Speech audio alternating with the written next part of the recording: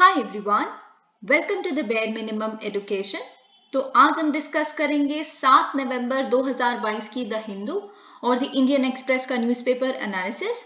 But before I start, I just want to say one thing that in case you find this video helpful, you can let me know that by commenting below, liking the video and subscribing to my channel if you haven't done that. Please like the video if you really find it helpful. Alright, तो देखिए आज की video बहुत important होगी। एक editorial Indian express में जो आया है, it's like a proper probable question कि कैसे पेट्रोलियम और चिप इंडस्ट्री जो है वो जियो पॉलिटिक्स से इंटरवीन है। इस पे अगर सवाल आ गया so you should have something to right.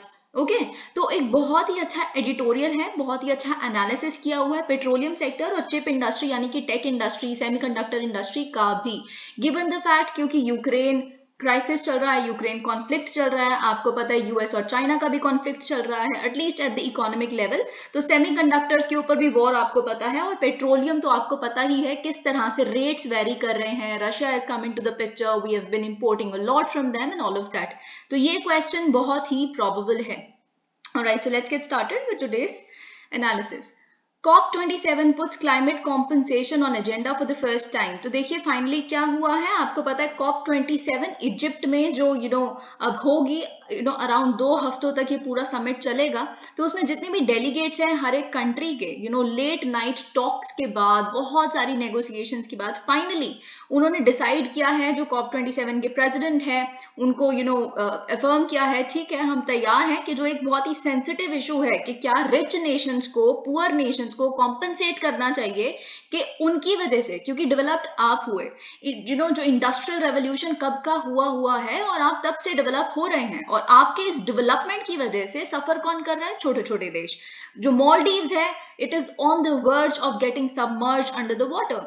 Pakistan में फ्लड्स हैं, पाकिस्तान ने कितना ही कंट्रीब्यूट किया है ग्लोबल वार्मिंग पे, जो उसको इस तरह के इरेटिक मॉनसून्स की वजह से फ्लड्स देखने के लिए मिल रही हैं, या उसके जो डेजर्ट रीजन्स हैं वहां पे तक इतना ज्यादा रेनफॉल आ रहा है। तो क्या इन देशों का गलती है? तो वही देखिए, इस तरह का आपको कॉम्पनसेशन करना पड़ेगा, या पिछले बहुत सालों से ये issue is is actually hanging in the air. आपको पता है कि $100 बिलियन पर ईयर का इनका कमिटमेंट बनता है, पर अभी तक ये लोग they are very reluctant to take this issue up. लेकिन फाइनली इन्होंने बोला है कि अब हम फर्स्ट टाइम COP27 पे इस चीज के बारे में बात करने के लिए तैयार हैं। देखिए, हम एक्सपेक्ट नहीं कर रहे कि कोई बहुत कॉन्क्लूसिव कुछ चीज निकल आएगी इससे, या अगले साल से ये लोग हमें कॉम्पनसेट करना शुरू कर देंगे। नहीं, ये बातचीत करने के लिए तैयार है कि अच्छा लेट्स नेगोशिएट कि कितना हम दे सकते हैं, कितने देश तैयार हैं, कितने नहीं।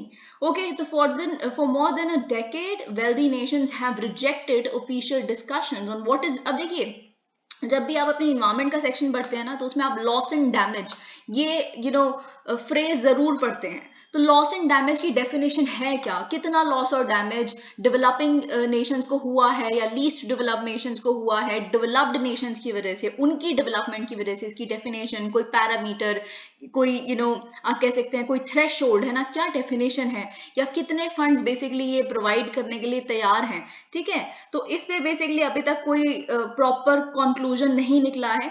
अब COP26 की देखिए, यहाँ पे आपको ये बात समझनी बहुत जरूरी है, ठीक है। COP26 लास्ट ईयर हुआ था ग्लासगो, आपको पता है ग्लासगो समिट। अभी भी मैं आपको कहूंगी, आई वुड रेकमेंड कि COP26 को गए हुए आप कहेंगे अब तो 1 साल हो गया, the topic is not important, फिर भी मैं आपको सजेस्ट करूंगी आप उसमें जो 5 पॉइंट्स भारत द्वारा कमिट किए गए थे, जितनी भी वहां पे नेगोशिएशंस हुई, आप अच्छे से पढ़ें। बिकॉज अब करंट इश्यूज हैं, वो प्रॉपरली करंट इश्यूज ही इंपॉर्टेंट नहीं है, कंटेम्प्रेरी इश्यूज इंपॉर्टेंट है, जो 2-3 साल के करंट होते हैं, ठीक है। तो इसीलिए तो लास्ट टाइम अगर COP26 की बात करें, तो वहां पे बेसिकली जो हाई इनकम नेशंस थे यानी कि एडवांस नेशंस हैं, एक प्रपोजल की बातचीत हुई थी कि loss and damage financing body बना देते हैं। उस फिनेंसिंग बॉडी में बेसिकली डेवलप्ड नेशंस कुछ पैसा देंगे, जो हर साल के साल ये फिनेंसिंग बॉडी जो होगी ये बाकी डेवलपिंग नेशंस को देती रहेगी। एक प्रपोजल था ऐसा, पर जितनी भी एडवांस कंट्रीज थी उन्होंने इस प्रपोजल को ब्लॉक कर दिया। उन्होंने कहा ठीक है हम ये तो नहीं होने देंगे कोई फाइनेंसिंग बॉडी वगैरह अभी,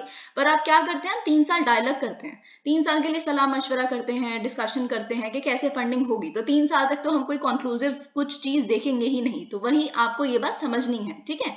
the loss and damage discussions now on COP27 agenda will not guarantee any compensation, है ना। कोई नेसेसरली हम ये नहीं देखेंगे कि उनकी लायबिलिटी बनती भी है कि नहीं बनती, कितना कॉम्पनसेशन वो गारंटी कर रहे हैं, ऐसा कुछ शायद ही हम देख पाएंगे। पर बेसिकली क्या है, COP27 का एजेंडा इतना है कि हम इस डिसीजन पे तो पहुंच जाए कि हमें एक कंक्लूसिव डिसीजन लेना है, या फिर फंडिंग से रिलेटेड लायबिलिटी है कि नहीं है, ये डिसाइड करना है कब तक, 2024 तक। तो हमने क्या कहा था, 3 साल का डिस्कशन और डायलॉग होगा, तो 3 साल 2021 से 3 साल 2024 तक ही होते हैं। तो 2024 तक क्या क्लाइमेट फाइनेंस पे कंक्लूजन निकलेगा वो हमें लेना ही लेना है, ठीक है। तो इसलिए अब 3 साल के लिए डायलॉग चलेगा most probably. Let's see what emerges out of this corp.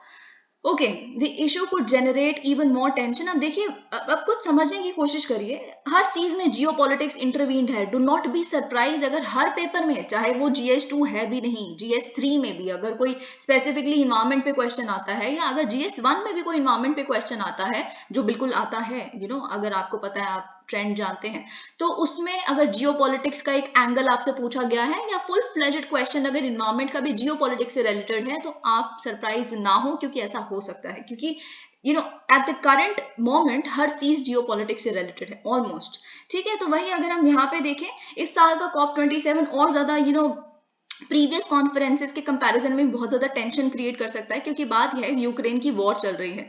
Ukraine की वॉर की वजह से आपको पता है एनर्जी प्राइसेस जो हैं काफी सर्ज कर रहे हैं। यूके में देख लीजिए आप, जो एनर्जी बिल्स हैं वो कितने ज्यादा हैं, इस वजह से बार बार सरकारें चेंज हो रही हैं।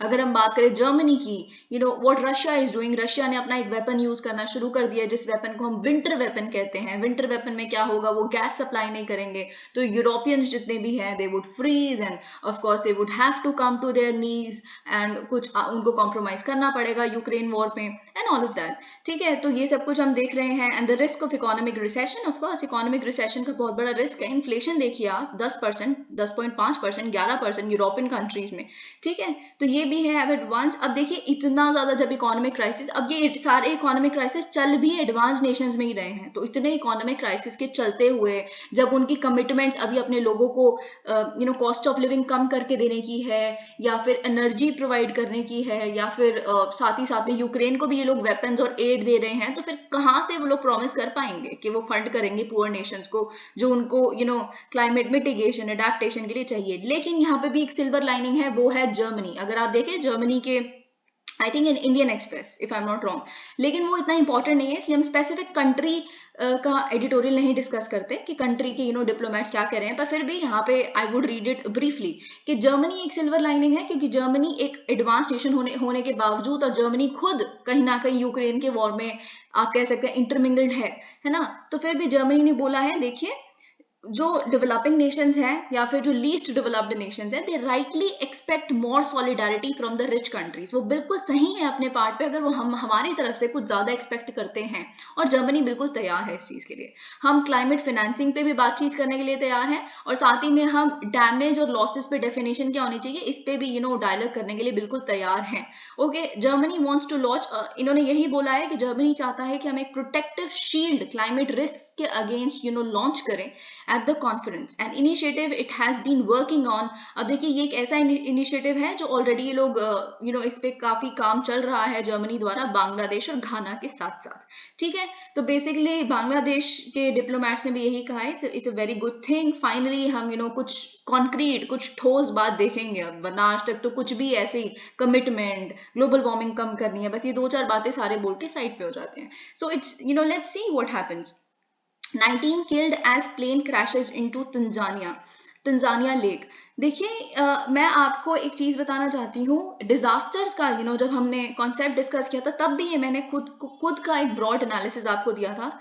आप फिर मैं यही कहूंगी, सरप्राइज ना हो अगर क्वेश्चंस अर्थक्वेक या फिर फ्लड्स या इन पे ना हो, डिजास्टर्स बहुत तरीके के हैं। अगर एक ब्रॉड क्वेश्चन आ गया कि सिर्फ नेचुरल डिजास्टर्स वही नहीं होते जो हम देख रहे हैं, लैंडस्लाइड्स वगैरह, बल्कि और भी डिजास्टर्स होते हैं जो रोके जा सकते हैं। अगर हम मोरबी ब्रिज के बारे में बात करें, आपको पता है उसमें बहुत सारे इस तरह की बातें हम रोज एडिटोरियल्स देख रहे हैं, आर्टिकल्स देख रहे हैं कि क्लॉक रिपेयर वाली कंपनी को 15 साल के लिए एक ब्रिज रिपेयर और मेंटेन करने का कॉन्ट्रैक्ट दिया गया। तो it was a preventable crisis था, ठीक है। एक मोरबी ब्रिज का एक डिजास्टर था ऑफ कोर्स, जिसमें 150 लोगों की जान गई है। इट वाज अ डिजास्टर, ठीक है। फिर एक वो मैंने आपके साथ डिस्कस किया था। ऑलराइट, और भी इस तरह के बहुत सारे क्राइसिस जो हो रहे हैं। तो आप जैसे हमने स्पोर्ट्स की एडमिनिस्ट्रेशन में, मैंने आपको कहा था, जो हमने स्पोर्ट्स एंड उसकी एडमिनिस्ट्रेशन को पॉलिटी और गवर्नेंस की विजन आई, इसकी वीडियो में भी डिस्कस किया था। और मैंने आपको तब भी कहा था ये बहुत इंपॉर्टेंट है। तो मैंने आपको कहा था कि एक स्पोर्ट्स के एडमिनिस्ट्रेशन में जो हमें करना है वो इस तरह के जो क्राइसिस हो सकते हैं, डिजास्टर, स्पोर्ट्स डिजास्टर जो हो सकते हैं, उनको प्रिवेंट करना भी है। क्योंकि हमने इंडोनेशिया में क्या देखा था, कितने लोगों की जान चली गई जस्ट बिकॉज गेट नहीं खुल रहा था। गेट एक ही था और सारे रश कर रहे थे और सफोकेट होकर डेथ हो गई। फिर हमने साउथ कोरिया में क्या देखा, साउथ कोरिया में एक हैलोवीन फेस्टिवल पे लोग तैयार होके, खुश होके सेलिब्रेट करने गए हैं और वो क्या तब्दील हो गया, अराउंड 200 पीपल डाइड देयर। तो ये कुछ इंटरनेशनल और इंडियन एग्जाम्पल्स हैं जो हमें डिजास्टर की तरफ एक कॉम्प्रिहेंसिव आउटलुक देने पे मजबूर करते हैं। तो डिजास्टर्स का आप इस तरह से भी देखना शुरू करें डिजास्टर्स को। अब उसी में देखिए एक और चीज है, 19 person died in plane crash in Lake Victoria Tanzania, ठीक है। तो आप देख सकते हैं यहाँ पे क्या हुआ है। और आज ही के न्यूज़पेपर में द हिंदू में ही आपको पता है कि इंडिया में बहुत सारे हेलीकॉप्टर क्रैशेज, प्लेन क्रैशेस, ये सब कुछ देख रहा है। तो इस पे भी एक प्रोबेबल क्वेश्चन हो सकता है, if not a full fledged one, at least एक क्वेश्चन का एक पार्ट ये हो सकता है। तो हम देखेंगे कि क्या ट्रेंड है। Alright, let's move on to Indian Express के आर्टिकल्स। अब देखिए हम वही एडिटोरियल डिस्कस कर लेते हैं जो मैंने आपको स्टार्टिंग में बताया था, When chips are down। But before I start, मैं बस आपको एक और चीज कहना चाहूंगी कि अगर आपने मेरी विजन IAS की पॉलिटी और इकोनॉमी की वीडियोस नहीं देखी हैं, आई वुड सिंसियरली अर्ज कि आप सितंबर की इकोनॉमी की वीडियो पूरी देखें। It is very very important. Had it not been so, मैं कभी भी कम्युनिटी टैब में स्पेशली इससे रिलेटेड पोस्ट नहीं करती। It is important. आप थोड़ा थोड़ा करके देखिए, जैसे आपको सही लगता है, पर देखिए जरूर। Alright, so let's get started. तो देखिए, दो एक्सटर्नल ऑब्स्टेकल्स हैं भारत के लिए अगर वो अपने इकोनॉमिक पोटेंशियल को कंप्लीटली हार्नेस करना चाहता है। क्योंकि एक तो हमारी वल्नरेबिलिटी है to the geopolitical and supply chain, जैसे हमने देखा एक पेट्रोलियम वाला केस है और हमारा इलेक्ट्रॉनिक्स इंडस्ट्री के लिए।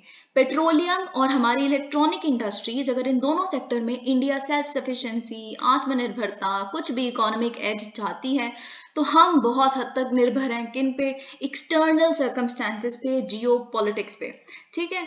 Even though the two industries are different. अब आप समझेंगे कि दोनों को हम कॉम्प्रिहेंसिवली क्यों देख रहे हैं, जबकि दोनों तो बिल्कुल डिफरेंट है। Petroleum is a different thing all together, and semiconductor या चिप इंडस्ट्री तो बिल्कुल ही अलग चीज है। दोनों डिफरेंट हैं in nature and it's profile, पर वो कुछ कॉमन स्ट्रक्चरल डोमिनेटर्स शेयर करते हैं, डिनोमिनेटर्स। ओके, तो हम वही देखेंगे। ओके, तो कुछ 2-3 पॉइंट्स हैं जो आप डेफिनेटली नोट करके रखिए यहाँ से। Okay, number 1 is both industries are dominated by a handful of countries and corporates. मतलब इन दोनों सेक्टर्स में कुछ कुछ गिनी चुनी कंट्रीज हैं जो इसमें डील कर रही हैं या इसको रूल कर रही हैं, और कुछ गिने चुने कॉर्पोरेट्स हैं उन कंट्रीज में से भी जो इसको कंप्लीटली मोनोपोलाइज करते हैं, ठीक है। तो ये नंबर 1 हो गया। दूसरा नंबर है both are capital intensive and cyclical.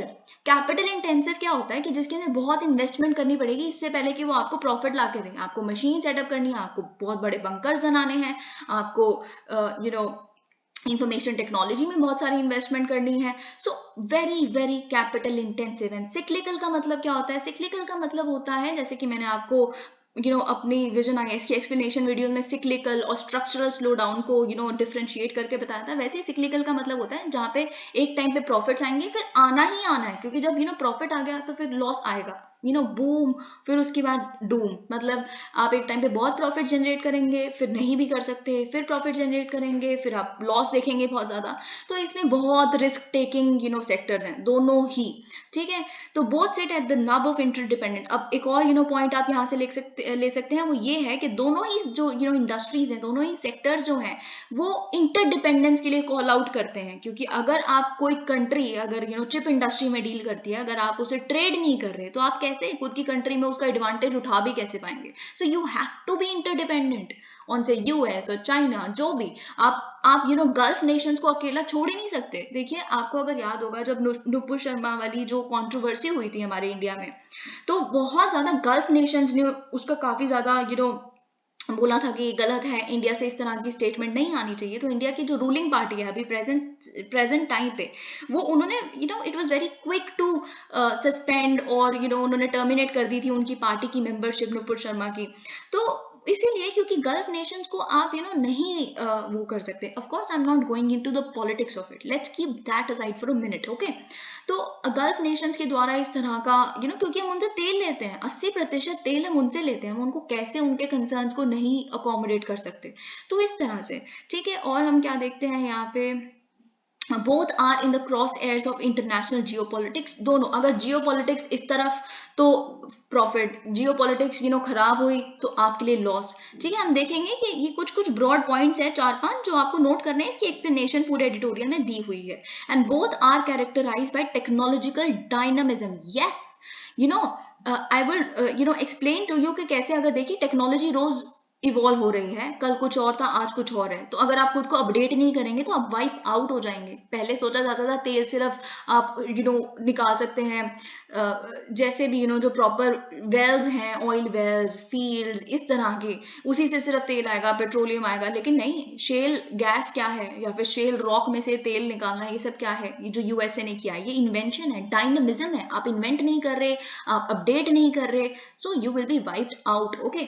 अब हम देखते हैं कुछ 4-5 पॉइंट्स आप हैं, इनको नोट कर सकते हैं। अब हम इनकी डिटेल देखते हैं। अगर हम बात करें सप्लाई ऑफ पेट्रोलियम की, तो जैसे कि मैंने आपको स्टार्टिंग में बताया था कि कुछ गिने चुने हैंडफुल ऑफ कंट्रीज इसमें डील कर रही हैं, या हैंडफुल ऑफ कॉर्पोरेट्स के पास इनका होल्ड है दोनों सेक्टर्स का। तो अगर हम पेट्रोलियम की बात करें, ऑफ कोर्स आपको पता है ओपेक एक कार्टेल है जो इसको डोमिनेट करता है। और साथ ही में अगर कंपनीज की बात करें, कुछ बहुत मेगा साइज जो पब्लिक प्राइवेट मल्टीनेशनल कंपनीज हैं, ऑफ कोर्स जिन्हें हम सुपर मेजर्स कहते हैं, वो इसमें डील करती हैं, ठीक है। अगर हम सेमीकंडक्टर की वैल्यू चेन की बात करें, तो it is comparably close net, है ना। इसमें यूएसए की सबसे पावरफुल प्लेयर है सेमीकंडक्टर सेक्टर में, क्योंकि हर चिप इस दुनिया में जो सर्कुलेट हो रही है, कहीं भी है, वो डायरेक्टली या इनडायरेक्टली इस कंट्री से रिलेटेड है, कनेक्टेड है। तो यूएस का बहुत बड़ा डोमिनेंस है इस सेक्टर में, ओके। क्योंकि अगर फॉर एग्जांपल हम देखें, इन चिप्स के लिए अगर सॉफ्टवेयर जो है, it is provided by 3 US based companies, Cadence, synopsis and mentor. तो आप सॉफ्टवेयर जब चिप का यूएस की कंपनीज द्वारा आ रहा है, तो आप कैसे डायरेक्टली इनडायरेक्टली आप लिंक्ड है, निर्भर है यूएस पे। अगर हम 1-2 एग्जांपल्स और आपके लिए स्पेसिफिक लिखने के लिए हो, तो सैमसंग और हिनिक्स देख लीजिए, ठीक है, जो अराउंड साथ मिलके वर्ल्ड के 44% मेमोरी चिप्स बनाता है, ठीक है। और अगर हम टीएसएमसी, आपको पता है ये ताइवान बेस्ड, एक हमने जब ताइवान का रिश्ता डिस्कस किया था कि चाइना को क्यों इन्वेजन करना ही पड़ेगा ताइवान का, क्योंकि चाइना और यूएस जो है आपस में एक सेमीकंडक्टर वॉर में भी है, क्योंकि यूएस एक डोमिनेंट प्लेयर है, लेकिन चाइना भी इलेक्ट्रॉनिक हब है and all of that, you know that, ठीक है। तो चाइना चाहता है कि जब हम इन्वेड ही कर लेंगे ताइवान को, तो फिर हमारे इंपोर्ट की दिक्कत ही खत्म हो जाएगी। चाइना ने सारे इंपोर्ट्स रोक दिए ताइवान से, टमाटर, खीरा, सब कुछ ये करते थे सच में इस तरह के इंपोर्ट्स, टेक्सटाइल्स, लेकिन उन्होंने सेमीकंडक्टर का इंपोर्ट नहीं रोका। रोक ही नहीं सकते ना, क्योंकि निर्भर ही टीएसएमसी पे है। तो वही चीज, जब इन्वेड ही कर लोगे आप उसको, तो फिर इंपोर्ट का चक्कर खत्म। आप ही का कंपनी है वो, आप ही की कंट्री के अंदर है, तो इंपोर्ट का पूरा सिनेरियो खत्म। और साथ ही साथ में एक और बेनिफिट कि आप यूएस को डील ही नहीं करने दोगे टीएसएमसी से, ठीक है। तो फिर इससे क्या होगा, आप जीत जाओगे यूएस से। तो यहाँ पे भी जियोपॉलिटिक्स काफी हद तक इन्वॉल्व है। अगर हम बात करें, ये फैब्रिकेट करते हैं 37% of the world's logic chips, यानी कि सैमसंग और हिनिक्स। ये क्या है, कोरियन बेस्ड है, साउथ कोरियन बेस्ड कंपनीज है। अगर हम टीएसएमसी की बात करें, 92% मोस्ट एडवांस चिप्स की ये लोग फैब्रिकेशन करते हैं।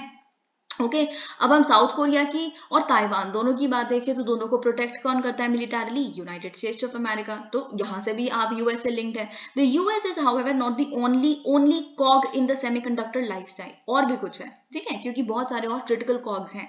अगर हम बात करें टीएसएमसी फैब्रिकेशन फैसिलिटीज, अगर वहां पे एक अर्थक्वेक आ गया या फिर उसको किसी भी मिलिट्री एक्शन ने चाइना द्वारा, वैसे तो चाइना खुद की पैर पे कुल्हाड़ी क्यों मारेगी, ठीक है, पर कोई मिलिट्री एक्शन है बाई चांस वो कैसे भी खराब हो गया वहां की फैब्रिकेशन फैसिलिटी, है ना, इस तरह के किसी डिजास्टर में फॉल कर गई, तो पूरे संसार की 1/3 ऑफ द कंप्यूटिंग पावर जो है it would come to its halt, बिल्कुल अपने घुटनों पे आ जाएगी।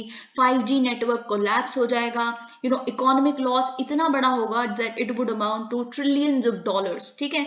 अब जियो पॉलिटिक्स कैसे कोर पे है दोनों इंडस्ट्रीज की, हम सेकेंड पॉइंट पे आ जाते हैं हम, ठीक है। Every oil import dependent country has beaten a path. अब देखिए बात क्या है, हर जो भी कंट्री ऑयल इंपोर्ट करती है, भारत का एग्जांपल देख लीजिए, मिडिल ईस्ट को आप नहीं छोड़ सकते, आप उनको नहीं आइसोलेट कर सकते क्योंकि उनसे आपको तेल चाहिए, ठीक है, to secure access to petroleum and at times weaponise their efforts. चाहे आप यूएस हैं, चाहे आप इंडिया हैं, कोई भी आपको मिडिल ईस्ट से रिश्ते बरकरार रखने ही पड़ेंगे। तो आपका जितने भी, कभी कभी तुमने वेपनाइज करते हुए भी देखा है बहुत सारी कंट्रीज को। इस जगह बेसिकली यूएस ने जो इराक में इंटरवेंशन की थी 2003 में, अगर आपको पता है सद्दाम हुसैन का ये पूरा केस है, यूएस का ये कहना था, जो खुद को एक ग्लोबल पुलिसमैन मानते हैं, कि सद्दाम हुसैन ने वहां के ऑयल के वेल्स को आग लगा दी। तो जब आपकी कंट्री इतनी सारी कंट्रीज को तेल बेचती है, आप पे इतनी सारी कंट्रीज निर्भर है, तो आप चाहे आप ही का वो रिसोर्स है, नेशनल रिसोर्स है ना उनका तेल, उनको वो जो भी करें, तो आप आग नहीं लगा सकते उनको, so you can't do that. फिर उन्होंने इन्वेजन कर दी थी, Iraq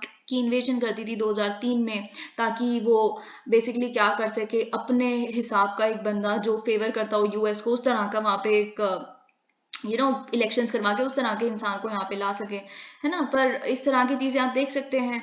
okay and the current cut back of Russian gas to Europe are 3 examples of this phenomenon. Okay. Comparably, semiconductors have also been part. Okay, अब आप समझने की कोशिश करिए semiconductors क्या है। एक तो पार्ट भी है और मतलब इन द सेंस कॉज भी है और कॉन्सिक्वेंस भी है। टेक्नोलॉजी कोल्ड वॉर जो किसके बीच में चल रही है, देखिए कोल्ड वॉर तो है, चाहे आइडियोलॉजिकल ना हो, पर टेक्नोलॉजिकल तो है, इकोनॉमिकल तो है यूएस और चाइना के बीच में, ठीक है। तो इस यूएस और चाइना की टेक्नोलॉजिकल कोल्ड वॉर में सेमीकंडक्टर जो है वो कॉज भी है, मतलब इसके पीछे कोल्ड वॉर के रीजन भी सेमीकंडक्टर्स हैं, और कॉन्सिक्वेंस भी है। कोल्ड वॉर की वजह से सेमीकंडक्टर्स पे ही सब कुछ निर्भर है। अब जैसे कि मैंने स्टार्टिंग में आपको बताया है ना कि ताइवान पे कैसे कट ऑफ कर देना है ना, all of that. The US is impose sanctions. अब आपको पता है यूएस ने बहुत रिसेंटली सैंक्शंस इम्पोज की है कि उनकी कोई भी कंट्री या कोई भी किसी भी कंट्री में कोई भी चिप की कंपनी है, तो अगर वो फिजिकली या इंटेलेक्चुअली एक्सपोर्ट कर रहे हो आप चिप टेक्नोलॉजी, किसको, चाइना को, तो फिर आप पे सैंक्शंस लगेगी अमेरिका द्वारा, ठीक है। इसके खिलाफ प्रेसिडेंट शी जिनपिंग ने कहा है कि ये तो बेसिकली एक फुल स्केल असॉल्ट हम इसके खिलाफ लॉन्च करेंगे और हम खुद को आत्मनिर्भर सेल्फ अलाइंड बनाएंगे इस चीज में और चाइना को रिजुविनेट करेंगे। Okay, both petroleum and semiconductor chips have global footprint. अब ये भी एक पॉइंट है, पेट्रोलियम और सेमीकंडक्टर हर जगह यूज होते हैं, है ना। इस संसार में कोई देश ऐसा नहीं है जो इन दोनों चीजों के बिना डील कर सकता है। Crude oil is tradable because it is easy to store and ship. Yes, you can store crude oil, आप कॉन्ट्रैक्ट साइन कीजिए कि अगले महीने आपको हम भेज देंगे, you can trade that way, है ना, और फिर शिप कर दीजिए। अगर हम गैस की बात करें, गैस की एक नैरो मार्केट है, पर है ऑफ कोर्स यूरोप तो काफी डिपेंडेंट है। It was earlier limited to the overall, this is not important. अभी देखिए पहले क्या होता था कि जब तक आप पाइपलाइंस नहीं बनाएंगे, ये सब कुछ नहीं होगा, तब तक आप मतलब नहीं बेच सकते थे इस तरह की गैस को। लेकिन अभी क्या है, बहुत सारी टेक्नोलॉजीज अवेलेबल हैं, गैस लिक्विफिकेशन कीजिए, क्रायोजेनिक शिपिंग कर दीजिए, रीगैसिफिकेशन कर दीजिए, तो इस लिमिटेशन को हटा दिया है। One reason the price of gas in Europe has declined over the past weeks is because many LNG carriers. अब देखिए ये बस यही बोला है अभी रिसेंटली यूरोप में क्यों प्राइस कम हो गया गैस का, अचानक से एनर्जी प्राइस कैसे कम हो गया, क्योंकि कुछ LNG कैरियर्स ईस्ट एशिया में जाने के लिए बने थे आसियान कंट्रीज में, पर उसको रीडायरेक्ट कर दिया गया कुछ बायलेटरल अग्रीमेंट्स द्वारा कि हम यूरोप के रीगैस टर्मिनल्स में उन्हें भेज देंगे, ठीक है। तो बेसिकली क्या है, ग्लोबल फुटप्रिंट है, बस इतनी सी बात आपको समझनी है, ये कहानी was not important. Oil and gas prices are cyclical, आपको ये बात बहुत अच्छे से पता है कि ओपेक का जब मन करेगा वो प्राइस प्राइस बढ़ा देगा सप्लाई रोक के, है ना, और फिर जब नहीं मन करेगा, so it completely depends upon them. Okay, so it is cyclical, reflecting the capital intensity and long lead times of the investment cycle. देखिए ये बहुत इंपॉर्टेंट है आपको, अगर आप रिस्क टेकिंग आपके अंदर नहीं कैपेसिटी, तो आप इन सेक्टर्स में डील नहीं कर सकते. The chip industry mirrors these economic dynamics. The value chain, design, equipment, fabrication, testing, assembly, है ना, ये देखिए पूरे ग्लोब में फैली हुई है. अगर डिजाइन कहीं और हो रहा है तो फैब्रिकेशन कहीं और हो रहा है ना, अगर टेस्टिंग कहीं और हो रही है तो असेंबली बिल्कुल ही कहीं और हो रही है. तो ये सब कुछ आप जानते हैं, it straddles across the globe. जैसे कि ऑयल का अगर हम देखें पूरे फुटप्रिंट्स पूरे संसार में फैले हुए हैं, वैसे ही सेमीकंडक्टर का तो और ज्यादा. ठीक है, क्योंकि इसके प्रोसेसेस ही हर जगह पे हो रहे हैं, अलग अलग जगहों पे. इन्वेस्टमेंट टू क्रिएट पार्ट और all of this chain runs into billions and the returns depend on engineering precision and technical talent. Of course देखिए आप इन्वेस्टमेंट करेंगे इस पूरी चेन में, अपना जो भी जिस भी प्रोसेस में आप इन्वेस्टमेंट करना चाहते हैं, it would take billions of dollars on your part. और साथ ही में रिटर्न किस पे डिपेंडेंट करते हैं, आपकी कितनी इंजीनियरिंग प्रिसिशन है, कितना टेक्निकल टैलेंट है आपकी कंट्री में. ठीक है, करंटली अगर हम देखें बहुत सारे एफर्ट्स हैं, चल रहे हैं के सप्लाई चेन. देखिए बेसिकली बहुत सारे एफर्ट्स इंडिया में भी देख लीजिए, हम चिप से रिलेटेड हमने प्रोडक्शन लिंक्ड इंसेंटिव स्कीम के तहत हम कह रहे हैं कि यहाँ पे फैब्रिकेशन फैसिलिटीज खोलो, हम सब्सिडाइज करेंगे 50% तक एंड ऑल ऑफ दैट. ये सब कुछ आपको पता है. तो हम रीशोर करने की कोशिश कर रहे हैं फैब्रिकेशन फैसिलिटीज को, हम यहाँ पे बेसिकली बनाएंगे, फैब्रिकेट करेंगे चिप्स को, सेमीकंडक्टर्स को. ठीक है, तो ये कुछ एफर्ट्स हैं. This is because of the technology cold war जो चल रही है. द यूएस, अब यूएस ने पता है आपको कि चिप्स एंड साइंसेज एक्ट किया है पास, और उन्होंने बोला है कि हम अराउंड $52 बिलियन लगाएंगे, इन्वेस्ट करेंगे रिसर्च डेवलपमेंट वगैरह हर चीज़ पे, कि हम क्रिएशन जो डोमेस्टिक चिप फैब्रिकेशन है, क्योंकि देखिए फैब्रिकेशन फैसिलिटीज अभी यूएस में नहीं हुआ करती थी, वो कहीं और होती थी. ठीक है, लेकिन अब ये अपने कंट्री में फैब्रिकेशन फैसिलिटीज के लिए $52 बिलियन लगाएंगे. इंटेल, ये सब वगैरह देखिए एग्जाम्पल्स बहुत इंपॉर्टेंट नहीं है, जो आपके लिए इंपॉर्टेंट है हमने देख लिया. ओके, अगर हम बात करें अब फाइनली एक और पॉइंट की, तो ये लास्ट पॉइंट है I think. Finally both industries are marked by technological change. जो टेक्नोलॉजिकल डायनामिज्म हमने स्टार्टिंग में पॉइंट देखा था ना, उसी का ये एक्सप्लेनेशन है. तो अगर हम देखें, the mistake by the theorist off peak oil was the assumption that oil exploration and production technology. अब देखिए कुछ समय पहले ऐसा था जब शेल रॉक में से ऑयल निकालना किसी को नहीं आता था, जब यूएस ने ये कटिंग एज इनोवेशन नहीं की थी कि हाइड्रोकार्बन सोर्सेज तो डीप वाटर्स में भी है ना, ऑफशोर भी है, और साथ ही साथ में शेल रॉक की जो पोर्स हैं उसमें भी है, तो यहाँ से तेल निकालो, जरूरी तो नहीं है ऑयल फील्ड ही होनी चाहिए. उससे पहले समझा जाता था नहीं, बस यही है, पीक ऑयल आ चुका है, ऑयल का एक्सप्लोरेशन की पीक आ चुकी है, यही कुछ जगहें हैं, यही फील्ड्स हैं, यहाँ से बस निकल सकता है. ठीक है, तो ये चीज अगर टेक्नोलॉजिकल डायनामिज्म नहीं होता, तो ये आप अगर if you not keeping up with it, of course you will be wiped out. Similar mistake could be made in electronics. इनका भी यही कहना है, अगर आप सेमीकंडक्टर में ऐसे सोच लेते हो कि पीक आ गई है, बस इसी यही तरीका है, तो ऐसा नहीं हो सकता. आप बस डिसाइड कर लेती है आपकी कंट्री की, हम कॉपी कर लेंगे, स्टील कर लेंगे, चुरा लेंगे किसी की सारी टेक्नोलॉजी, या सब्सिडाइज कर देंगे टेक्नोलॉजी को. ऐसा नहीं, आपको सब्सिडाइज पता है किसको, इनोवेशन को करना चाहिए, कि आप इनोवेट कीजिए, we will hand hold you, our government will provide you support for that, but just take risk, है ना, इस तरह का कुछ करना चाहिए आपको. ठीक है, यही यहाँ पे लिखा है. अब देखिए यहाँ पे कुछ इंडिया स्पेसिफिक हम देख लेते हैं. इंडिया है struggle for more than 5 decades. अब देखिए हम पिछले 50 सालों से स्ट्रगल कर रहे हैं कि हम पेट्रोलियम सप्लाई पे थोड़ा कम निर्भर हो, क्योंकि देखिए ग्लोबल जो जियो पॉलिटिक्स चल रही है उसका हमारा करंट अकाउंट डेफिसिट बहुत अचानक से बढ़ जाता है अगर बाहर तेल का प्राइस महंगा हो गया तो. लेकिन हम सक्सेसफुल नहीं हो पाए हैं. हमारा इंपोर्ट डिपेंडेंस, अगर हम अर्ली 80s 1980s की बात करें तो 20% था सिर्फ, हम 20% तक तेल इंपोर्ट किया करते थे. अभी it is 80%. In fact some sources से दैट इज मोर देन 80%. ठीक है, इंडिया हैज रिसेंटली एम्बार्क्ड, लेकिन हम ऑफकोर्स अगर हम चिप इंडस्ट्री की बात करें तो हम जैसे कि हमने प्रोडक्शन लिंक्ड इंसेंटिव स्कीम का एक पार्ट देखा कि डोमेस्टिक चिप फैब्रिकेशन फैसिलिटीज बनाने के लिए सरकार सब्सिडाइज कर रही है, तो हम इस जगह पे हमने कुछ लेसन सीखे थे पेट्रोलियम में, तो अब हम यहाँ पे ठीक करने की कोशिश कर रहे हैं. ठीक है, तो ये चीज, अब देखिए इन्होंने 2 चीज बोली है कि इंडिया को बिल्कुल अपने दिमाग में रखनी चाहिए. एक तो ये कि चिप नेशनलिज्म सही नहीं है, क्योंकि कितना देखिए लोगों का यही सबसे बड़ा क्रिटिसिज्म है प्रोडक्शन लिंक्ड इंसेंटिव स्कीम में इसका लाना, कि कितना सरकार सब्सिडाइज कर देगी. बिलियंस ऑफ डॉलर्स चाहिए इस तरह के प्रोसेसेस के लिए, ये पूरी फैब्रिकेशन फैसिलिटी को एस्टैब्लिश करने के लिए बहुत सारी इंडिया में। कैसे आप कितना फंड कर दोगे? It will be very economically costly और टेक्नोलॉजिकली रिग्रेसिव। ठीक है, आपने आज एक तरह की फैब्रिकेशन फैसिलिटी जो पूरे संसार में जिस तरह की टेक्नोलॉजी चल रही है आपने लॉन्च कर दी, कल को टेक्नोलॉजिकली रिग्रेसिव हो जाएगा, कोई और इनोवेशन कर लेगी यूएस, तो आप इनोवेशन को सपोर्ट कीजिए और जो ग्लोबल इंटरडिपेंडेंस है हर कंट्री से अच्छा रिश्ता रखिए और ऐसे मत करिए, क्योंकि इंटरनेशनल सप्लाई चेन पे तो आप निर्भर रहना ही पड़ेगा, आप उसे डीकपल नहीं कर सकते। हाइपर नेशनलिज्म इस इंडस्ट्री में नहीं चलेगा। ठीक है, ये इन्होंने बोला है। दूसरा ऑफ कोर्स इनका सजेशन ये है कि government support should be limited to financial support. आप फाइनेंशियली सपोर्ट कीजिए, आप कॉपरेट कीजिए, आप इनोवेटिव सिस्टम इकोसिस्टम प्रोवाइड कीजिए। आपका रोल गवर्नमेंट का बस इतना होना चाहिए, bureaucratic intervention should be minimal. Government has no business to be in business. ये बात आपके दिमाग में बिल्कुल क्लियर होनी चाहिए। यही ये बेसिकली कह रहे हैं। ओके कि आप basically red tapism, documentation clear नहीं हो रही, इतने सारे बहुत सारी मिनिस्ट्रीज को आपने अप्रूवल लेना है, लाइसेंस कहीं और से मिल रहा है और डॉक्यूमेंट्स कहीं और सबमिट करने, ये नहीं होना चाहिए। China trip worthwhile as Xi oppose nukes in Ukraine says Scholz. अब देखिए, मैंने आपको बताया था क्यों जर्मनी, टर्की और इंडिया यूनिक है, ये हम डिस्कस कर चुके हैं। क्योंकि German in spite of being an EU member, in spite of being a NATO member, ये चाइना के साथ बहुत अच्छा रिश्ता रखते हैं। रशिया के साथ नॉर्थ स्ट्रीम पाइपलाइन आपको पता है किसने साइन किया था? ऑफ कोर्स जर्मनी ने। ठीक है, तो ये सब कुछ आप देख सकते हैं। इसीलिए अब जर्मन चांसलर जो है ओलफ शोल्ज, उन्होंने बेसिकली विजिट किया अपना, आपको पता है, बीजिंग में, और वो भी उनकी second head of the government जो बेसिकली बीजिंग में गए, शहबाज शरीफ, यानी कि पाकिस्तान पीएम के बाद वो जर्मनी के ये चांसलर है। तो ये दिखाता है कि ऑफ कोर्स इनका रिश्ता बहुत स्ट्रॉन्ग है, क्योंकि ट्रेड के मामले में बहुत डिपेंडेंट है। I will let you know how.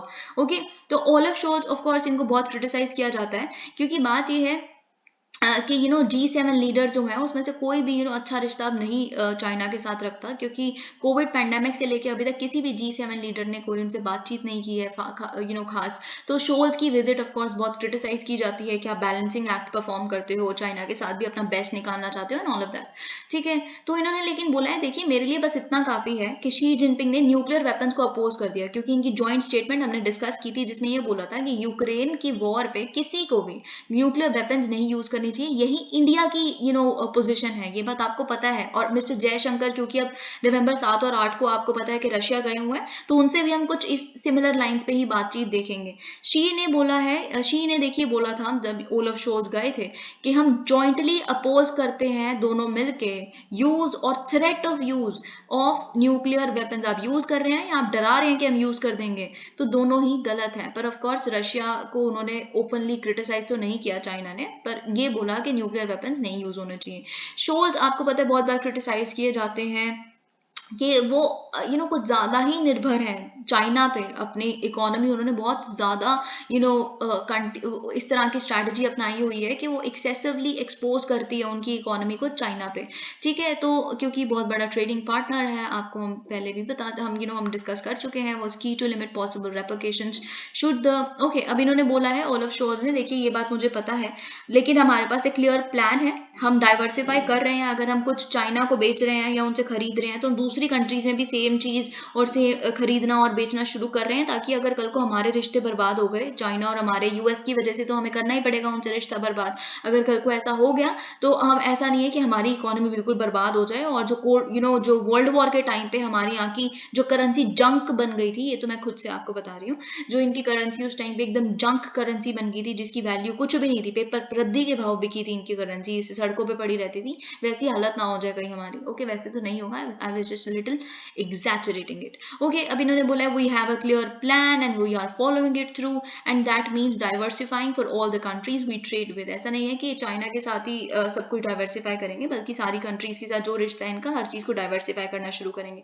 India भी डाइवर्सिफाई कर रही है, आपको पता है, डिफेंस इक्विपमेंट्स, साथ ही साथ में हम आत्मनिर्भर तो बन ही रहे हैं और एक्सपोर्टर भी बन जाएंगे कुछ टाइम में, है ना, leading exporter. We have started exporting our defence equipments, but of course to go to that level, to reach that level, of course it would take a little bit of time. पर हम definitely चाहते हैं कि हम Russia पे इतने ज्यादा निर्भर ना रहे। हम कब तक रशिया के गलत कामों में भी उसका साथ देते रहेंगे, और इसीलिए हम इसराइल से, फ्रांस से अपने डिफेंस इक्विपमेंट्स इंपोर्ट करते हैं। ओके, तो इसी तरह से ये भी चाहते हैं कि हम थोड़ा सा अपने आप को डाइवर्सिफाई करना शुरू करें, क्योंकि इतनी बड़ी कंट्री है चाइना। तो अगर कल इतना लार्ज शेयर है वर्ल्ड इकोनॉमी में, चाइना के पास सेकंड लार्जेस्ट इकोनॉमी है, तो ऑफ कोर्स कल को ये हमारे हाथ से, इनका रिश्ता हमारा खराब हो गया तो हम तो बर्बाद हो जाएंगे। वी विल कंटिन्यू, हम इन्होंने बोला हम चाइना से ऑफकोर्स इकोनॉमिक एक्सचेंज तो करते रहेंगे, पर ऑफकोर्स हमारे लिए बहुत क्लियर है कि अगले 10 साल में, 30 साल में कभी भी हमारा रिश्ता खराब हो गया, कोई सिचुएशन भी हो सकती है, तो हम we don't go bankrupt. Message had sunk in and that companies were diversifying while developing China ties. This is particularly key for Germany's car makers. अब देखिए बात क्या है, इनको क्यों डाइवर्सिफाई करना पड़ेगा, मैंने आपको पहले ही बताया था। जर्मनी का जो कंपनीज हैं, कार मेकिंग कंपनीज हैं, वो सबसे बड़ा जो मार्केट, सबसे ज़्यादा जो कार्स बिकती हैं जर्मनी की, अगर हम फॉक्सवैगन की बात करें, ठीक है, तो वो चाइना में बिकती हैं। तो इसलिए मतलब कब तक बेसिकली ये बहुत ज़्यादा हद तक इंटरडिपेंडेंट है इन पे। अगर हम बात करें फॉक्सवैगन की, तो इसको क्रिटिसाइज भी बहुत बार किया जाता है वेस्टर्न पावर द्वारा कि आप शिनजियांग में आपने अपना प्लांट खोला हुआ है जहाँ पे सबसे ज़्यादा ह्यूमन राइट्स वायलेशंस हो रही हैं। तो मैं अगेन आपको यही चीज़ कहूँगी, किस तरह से जर्मनी यूनिक है यूरोपियन यूनियन में, आपको ये बात समझ आनी चाहिए। क्योंकि वैसे ये लोग क्रिटिसाइज करते हैं सारे मिलके चाइना को, लेकिन शिनजियांग में प्लांट होना इतने सालों से, इन स्पाइट ऑफ द फैक्ट ये लोग यूनाइटेड नेशंस पे रिपोर्ट्स लेके आ रहे हैं कि हम ह्यूमन राइट्स वायलेशंस के, उइगुर मुस्लिम्स के खिलाफ जो हो रहा है, but still see it. Okay, अब देखिए यहाँ पे इन्होंने बोला है nothing much here. Okay, we will move on to another article. Alright, there is an editorial here, return of Netanyahu. देखिए आपको पता है बेंजामिन नेतान्यू कहाँ आ गए हैं, अब इजराइल में वापस आ गए हैं। He is the longest serving prime minister of Israel. Just give me a second, I just want to switch on the charger.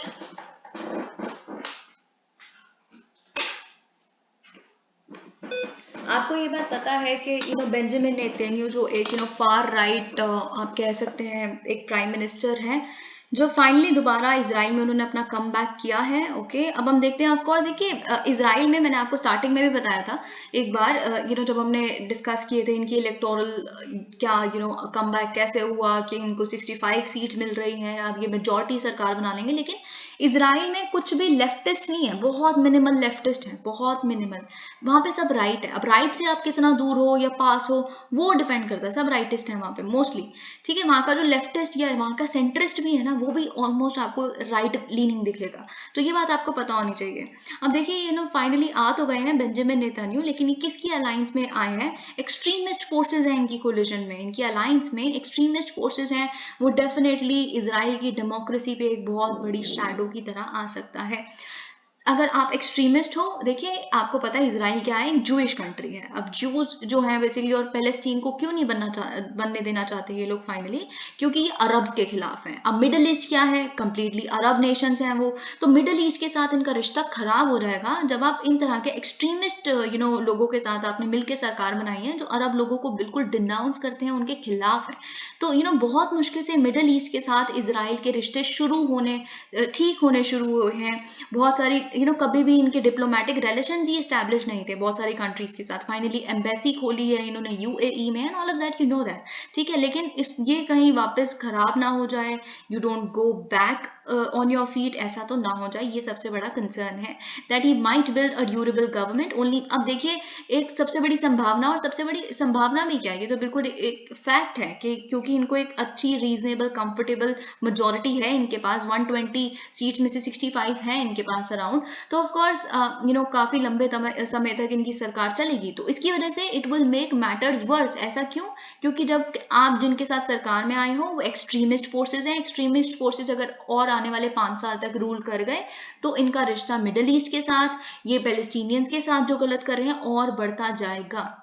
इसीलिए it will only make matters verse. अगर हम नेतन्याहू की बात करें, उनकी जो इलेक्टोरल ट्रायम्फ है, it is rooted in, अब देखिए कैसे आ गए अचानक से, मतलब इतना, इनकी सरकार जब गई थी इनके खिलाफ बहुत सारा क्रिटिसिज्म था, आपको ये भी पता होगा, इनके खिलाफ बहुत सारे करप्शन चार्जेस थे, इनको कोर्ट ने भी कन्विक्ट कर दिया था, फिर भी ये चले गए। लेकिन वापस अब कैसे आ गए? क्योंकि जो इनसे पहले सरकार थी वो एक एक आप कह सकते हैं एक रीजनेबल, एक अच्छा ऑल्टरनेटिव प्रोवाइड कर ही नहीं पाए, सही से सरकार नहीं चला पाए। It was the failure of the left of centre parties जो इससे पहले सरकार चला रही थी। ठीक है, it is really unfortunate that the outgoing prime minister, जिनका नाम यार्ड लेपिड है, उनका जो रूलिंग कोलिजन थी, देखिए पहली बार ऐसा हुआ था कि अरब पार्टी एक उनके साथ मिलके यार्ड लेपिड ने एक सरकार बनाई थी, फर्स्ट टाइम, है ना।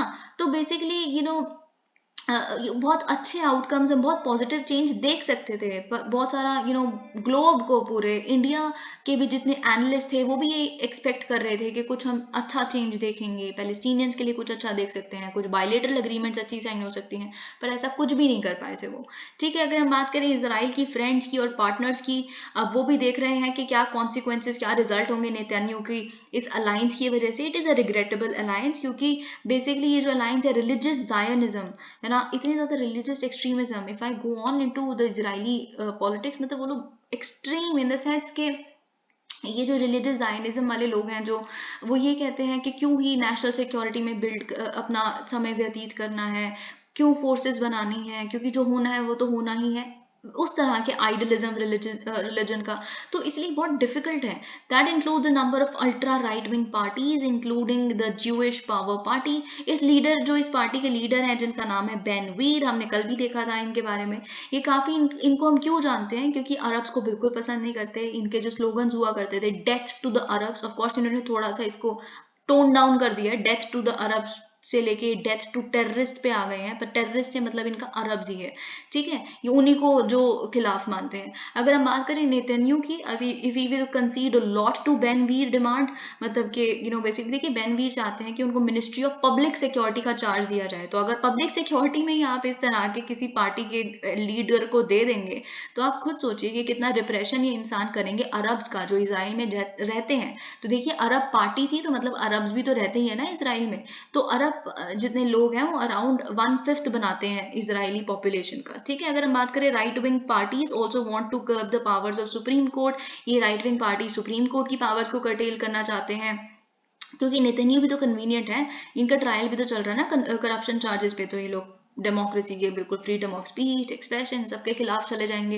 अगर हम नई सरकार की बात करें, इनकी जो डोमेस्टिक पॉलिसीज हैं, it could easily undermine the main foreign policy achievement of Netanyahu's previous tenure. क्योंकि नेतन्याहू ने अपने प्रीवियस टेन्योर में, नेतन्याहू ने साथ में ट्रंप ने मिलकर अब्राहम अकॉर्ड्स को साइन किया था।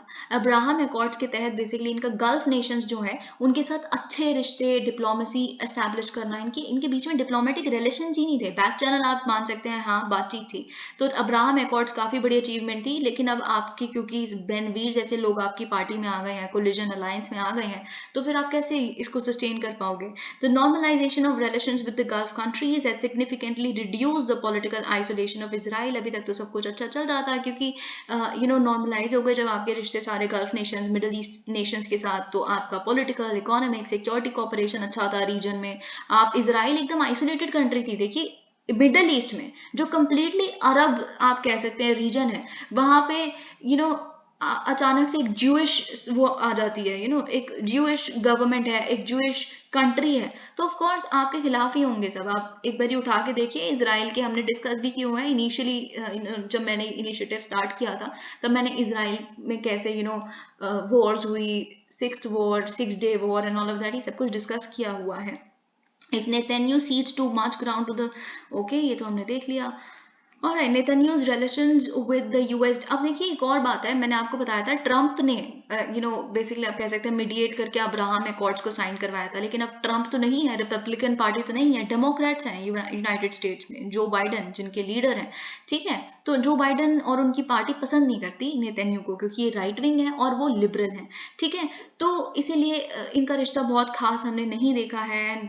Biden administration has always been very uneasy with Netanyahu. तो किस तरह का हम देखेंगे, अब ये पावर में दोबारा आ गए हैं, क्या रिश्ता होगा, ये भी बहुत कंफ्यूजिंग है। Israel's democratic backsliding at home and the reversal of cooperation with the Arabs. अब आप अपनी कंट्री में भी अगर डोमेस्टिक पॉलिटिक्स जो है उसमें भी आप अगर डेमोक्रेसी के खिलाफ रिप्रेशन करेंगे, ये सब कुछ होगा, साथ ही साथ में अरब देशों के साथ भी आपका रिश्ता अगर खराब हो जाएगा, तो वॉशिंगटन के लिए तो ये बहुत बड़ी दिक्कत हो जाएगी। क्योंकि वॉशिंगटन क्या है, सऊदी अरेबिया, यूएई, बाकी जो इस तरह की सारी कंट्रीज हैं, बहुत हद तक वॉशिंगटन और इनके बीच में रिश्ते अच्छे हैं। तो आपके इनके साथ रिश्ते बिगड़े गए तो वाशिंगटन को समझ नहीं आएगा कि इजराइल का साथ दें, सऊदी अरेबिया का साथ दें, किसका साथ दें, ठीक है। फॉर इंडिया टू, अब इंडिया के लिए भी देखिए पहले जैसा जो अप्रोच था इजराइल और हमारे बीच में वैसा नहीं हो पाएगा। देखिए आपको पता है, मैंने आपको पहले भी बताया था, जो प्राइम मिनिस्टर नरेंद्र मोदी हैं उनके बहुत अच्छे फ्रेंड थे नेतन्यू।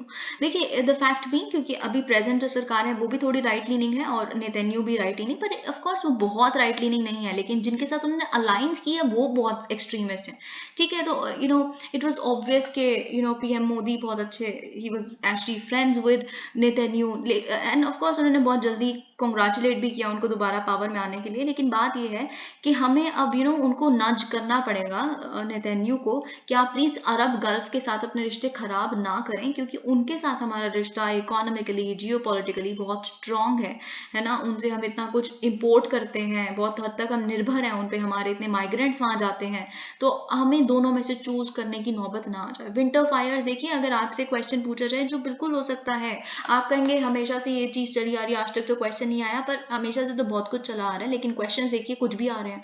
तो वैसे ही स्टबल बर्निंग के अगर क्वेश्चन आता है कि स्टबल बर्निंग से डील करने के लिए डीप एग्रेरियन रिफॉर्म्स चाहिए, तो उसमें आप क्या लिखेंगे? You should have something. इससे पहले भी इससे पहले वाले पेपर्स में भी, इससे पहले वाले पेजेस में बेसिकली इंडियन एक्सप्रेस के कुछ और एक्स्ट्रा आया है, हम वो भी डिस्कस करेंगे।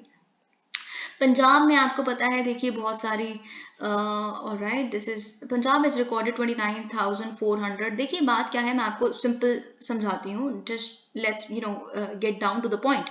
देखिए आपको पता है पंजाब में बहुत सारे ऑलरेडी हैप्पी सीडर्स हैं, सब कुछ है, मल्चर्स, रेड, सारी मशीन्स हैं जो बेसिकली स्टबल बर्निंग को रोकने में हेल्प कर सकती थी। वो स्ट्रॉ वहां से उठाएंगे, सब कुछ उसको वापस फर्टिलाइज करने के लिए दोबारा डाल देंगे। Machines are available, machines are with farmers, they are subsidised, everything is there. लेकिन ऐसा क्या है जो फिर भी फार्मर्स क्या करते हैं कि जला देते हैं स्टबल को, स्ट्रॉ को, क्यों है ऐसा? ठीक है, एक ग्राउंड रिपोर्ट जो इंडियन एक्सप्रेस ने की है, it has shown even farmers having access to machines taking the easy way out unmindful of the public health cost. तो हम देखते हैं क्या, अब इसीलिए हमें क्या पता चलता है, clearly machines can not beyond a point solve what is more then just a burning problem. ये सिर्फ बर्निंग प्रॉब्लम है ही नहीं, तो आप मशीन से एक हद तक ही कुछ अच्छे रिजल्ट एक्सपेक्ट कर सकते हो।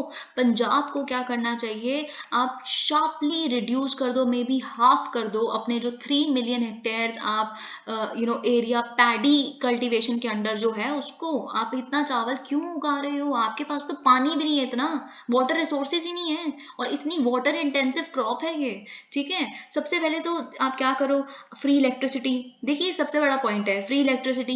ये सब कुछ जो इतना ज्यादा सब्सिडाइज किया हुआ है फार्मर्स के लिए, जो फार्मर्स को एनकरेज करता है कि आप एक्सेस ग्राउंड वाटर पंप करके पानी डाल दें अपने खेतों में, ये इट इज नॉट ओके, क्योंकि वहाँ की जो स्टेट की एग्रो इकोलॉजी है वो भी ऐसी नहीं है। ग्राउंड वाटर टेबल देखिए आप वहाँ का जाके, ठीक है। तो ये सबसे पहले इट मस्ट एंड, आप इलेक्ट्रिसिटी सब्सिडाइज करना बंद करें, आप जितना एरिया पैडी कल्टीवेशन के अंडर है उसे हाफ करें, ठीक है। तो ये चीज of course this should be a company, साथ ही साथ में आप एक प्लान प्रोग्राम लें इसके साथ जो कंपनी करेगा।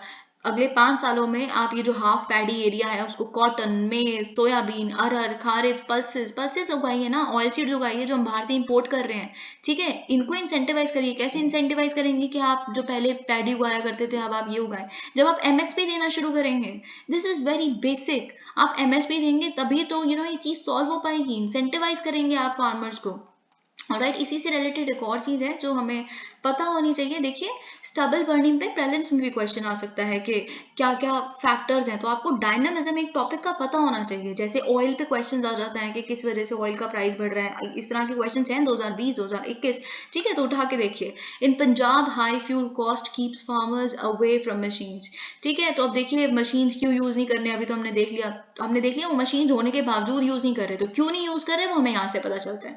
अब देखिए with the cost of fuel, क्योंकि फ्यूल का कॉस्ट बहुत ज्यादा है, मशीन किससे चलाओगे आप, ठीक है।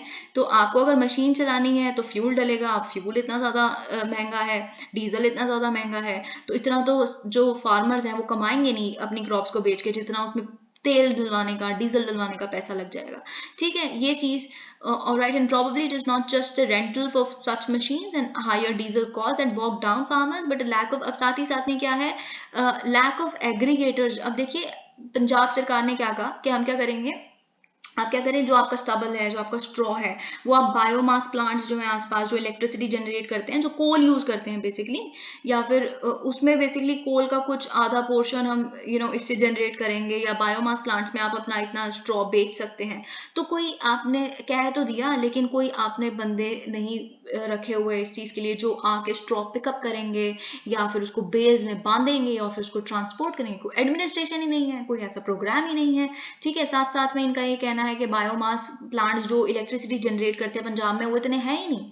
तो ट्विन प्रॉब्लम है ये, तो फ्यूल रिलेटेड कि मशीन यूज करनी पड़ रही है इनको, साथ ही साथ में कोई स्ट्रॉ इनका लेके जाने वाला so called electricity generation programme वगैरह, ये ऐसा कुछ हो नहीं रहा है। ठीक है, तो अब हम देखते हैं द हिंदू के बाकी आर्टिकल्स को।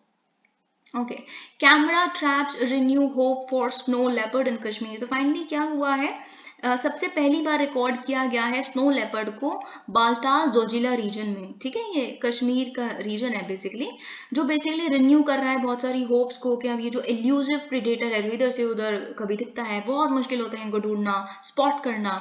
ठीक है, तो ये जम्मू कश्मीर और लद्दाख रीजन में शायद और भी हो सकते हैं, क्योंकि कैमरा ट्रैपिंग्स ने बताया है। तो स्नो, अब देखिए बात क्या है, snow leopard population assessment of India जो है, ये हिमाचल और उत्तराखंड में तो हो चुकी है, क्योंकि अगर हम हिमाचल की बात करें तो ये 50 नंबर है स्नो लेपर्ड्स का, अगर हम उत्तराखंड की बात करें तो 100 के करीब है, दोनों स्टेट्स को अगर हम अलग अलग देखें। लेकिन जम्मू कश्मीर में बहुत कम चांसेस हैं, लोग समझते हैं कि शायद नहीं है, पर अब क्योंकि कैमरा ट्रैपिंग्स वहां पे हो रही है, so let's see what happens.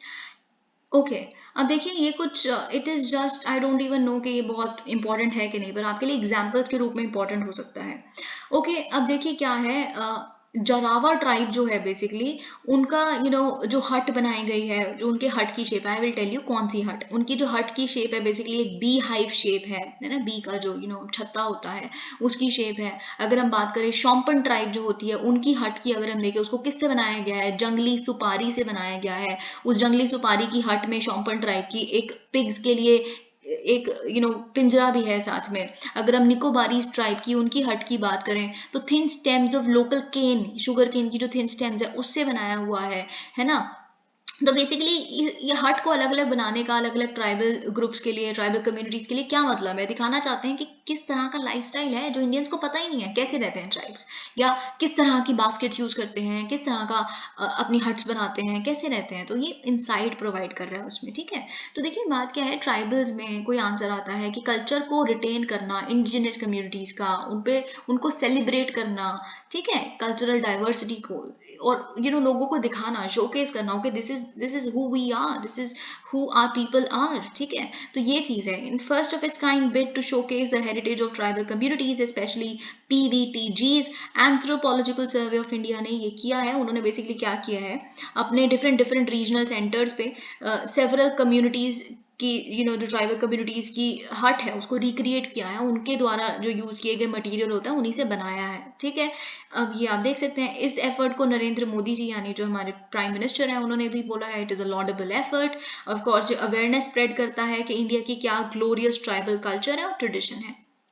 Alright, तो हम देखते हैं, mountaineers could be in China fewer family. देखिए क्या हुआ है कि एवरेस्ट कॉन्करर, जिन्होंने एवरेस्ट कॉन्कर किया हुआ है, बेसिकली स्केल किया हुआ है, Tapira and his aide Niku Dao, they have been missing. वो एक एक्सपीडिशन पे निकले थे अरुणाचल प्रदेश का जो हाईएस्ट स्नो कैप्ड माउंटेन है, जिसका नाम है ख्यारी सतम।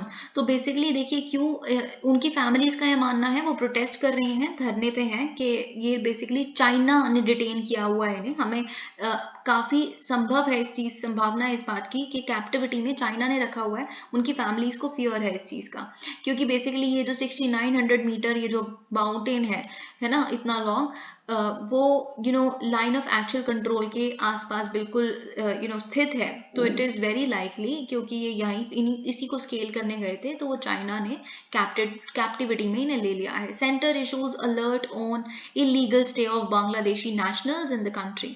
तो फाइनली यूनियन गवर्नमेंट ने क्या बोला है, अलर्ट इशू किया है कि देखिए बांग्लादेशी नेशनल्स क्या कर रहे हैं, भारत में आ रहे हैं और काफी लंबे समय तक इलीगली स्टे कर रहे हैं यहाँ पे। तो director general of police various states की, यूनियन टेरिटरीज की, उनको बता दिया गया है होम मिनिस्ट्री द्वारा कि आप एप्रोप्रिएट एक्शन लीजिए इलीगल माइग्रेंट्स के खिलाफ। ठीक है, जो बेसिकली क्या कर रहे हैं, वेस्ट बंगाल से यहाँ पे आ जाते हैं और यहाँ पे रह रहे हैं। देखिए कुछ कुछ आपको पता होना चाहिए इंटरनेशनल जो इंटरनल सिक्योरिटी के परस्पेक्टिव से। ओके, इंटरनल सिक्योरिटी के पर्सपेक्टिव से देखिए अभी एक आरटीआई भी फाइल की गई थी रोहिंग्यास के बारे में। ये सब कुछ आपको पता होना चाहिए कि होम मिनिस्ट्री के क्या रिस्पॉन्सेज हैं इस पे। वैसे ही ये तो काफ़ी कंसर्निंग है जो आप अभी हम डिस्कस करेंगे। Security agencies were informed of a well connected. देखिए सिक्योरिटी एजेंसीज को ये बताया गया कि जो नेटवर्क रन कर रहा है कंट्री में, इट इज़ वेल कनेक्टेड। उसमें लोकल लोग भी इन्वॉल्व हैं, एजेंट्स इन्वॉल्व हैं वेस्ट बंगाल से, जो क्या करते हैं, कुछ फीस लेते हैं और फैसिलिटेट करते हैं जो फॉरेन सो कॉल्ड नेशनल्स हैं, जो बांग्लादेश से हैं, कि आप आ जाइए, एंट्री दे देंगे, हम आपको दिलवा देंगे भारत में, आपके ओरिजिनल डॉक्यूमेंट्स भी बनवा देंगे, fake addresses, dummy addresses, identities and so on. उनका पैन कार्ड है, उनका आधार कार्ड है, जैसे यहाँ पे लिखा है इलीगल इमिग्रेंट्स इनिशियली क्या करते हैं, आधार कार्ड्स ले लेते हैं, फिर डिफरेंट डिफरेंट पार्ट्स में स्टेट्स में जाके कंट्री की एम्प्लॉयमेंट ले लेते हैं, वहाँ पे सेटल हो जाते हैं। ओके, तो एड्रेस प्रूफ भी है कई लोगों के पास, तो कई लोगों के पास बैंक की पासबुक भी है, वोटर आईडी, पैन कार्ड सब है। तो आप देख सकते हैं कितना बड़ा एक नेटवर्क चल रहा है जिसमें लोकल्स इन्वॉल्व है। और ये लोग कहीं इसमें बहुत सारी स्टेट्स में जाके सेटल हो जाते हैं, जैसे तमिलनाडु, केरला और कर्नाटका में भी।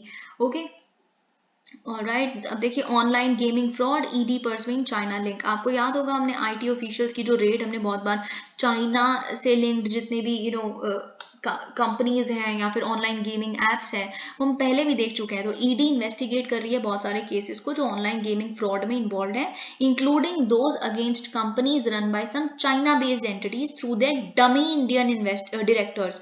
चाइना का बेसिकली हेडक्वार्टर्ड ये लोग हैं, लेकिन उन्होंने इंडियन डायरेक्टर्स को डमी इंडियन डायरेक्टर्स को रखा हुआ है, क्योंकि ये ट्रांजैक्शंस जो की हैं, जो हवाला ट्रांजैक्शंस की हैं, जिसे आप ब्लैक मनी कहते हैं, अराउंड 4000 करोड़ तक की उन पे एलिगेशंस हैं। ओके, तो ये आप देख सकते हैं इन्होंने डूब किया है यूजर्स को to the tune of 1146 crore. देखिए चाइना ने बहुत बार अभी रिसेंटली हमें ये कहा है कि हम क्यों इन्वेस्ट नहीं कर सकते इंडिया में, क्योंकि ये लोग अब बहुत ज़्यादा ईडी रेड्स, आईटी रेड्स ऐसे करने लगे हैं and all of that. But of course when you are doing this you will come under the scan. Okay, According to the ED, the initial capital in these firms was brought in the form of FDI. ये लोग लाते तो China से FDI के रूप में है यहाँ पे, फिर क्या करते हैं इंडियन कंपनीज ही यहाँ पे जो पेमेंट कलेक्टर्स के रूप में एक्ट करती है। बहुत सारी मोबाइल एप्लीकेशंस जिसको गूगल प्ले स्टोर ने बैन भी कर दिया है, उनको इन्वॉल्व कर लेते हैं अपने इस पूरे रैकेट में। बहुत सारी ट्रांजैक्शंस क्रिप्टो करेंसी के माध्यम से भी हुई है, इसीलिए आप देख सकते हैं कि क्यों RBI इतना स्टॉन्चली अपोज करता है क्रिप्टो करेंसी को।